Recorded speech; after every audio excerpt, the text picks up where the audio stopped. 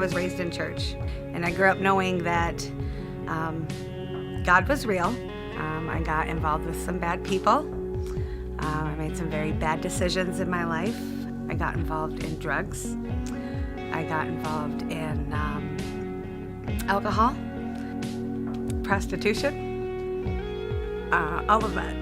I never ever felt fulfilled, so I just continued from one to the next, to the next, to the next, and it just grew bigger and bigger, and the emptiness just grew inside of me. I was at work, and I got a phone call that my stepmother was very sick. They said she had to go through heart surgery, and her chances of making it were not very good. And she was the most peaceful person I've ever known.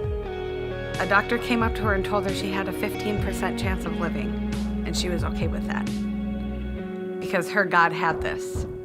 And that's what she kept saying. And I would sit in her room, and I would hold her hand, and I would cry and cry because I was scared. I wasn't ready to lose her. I didn't want to lose her.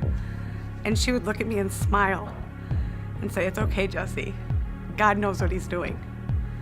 And she would pray for every single person that came into that hospital. As she's sitting in ICU, she would be praying for the lady next to her, but never once asked for prayer. Never once said, "I need this, I want this." As they take her down for surgery, her last prayer was when she wakes up Tuesday morning, she wanted to see Christ in all 6 of her kids' eyes. So we sat there for 13 hours as she was in surgery, and my dad never stopped praying once. 13 hours later, the doctor came out and said they couldn't help her, that was it. And I watched my dad fall to the ground and praise God for taking her home. And I thought, okay, how are you praising your God for taking your wife away from you? Like, this is insane. What I was going through was grief and anger. But my dad would get up and he prayed every day, and he continued to read his Bible. And he was bright. Like, he had a light. He was bright.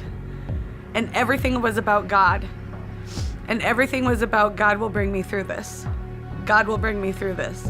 And it was through that I finally realized that my loneliness, nobody on earth could fulfill that. That was fulfilled through Christ. And that's the only way that I was ever going to be fulfilled, was to have Christ in my life. And so now that I've accepted Christ and I live that life, I'm happy again.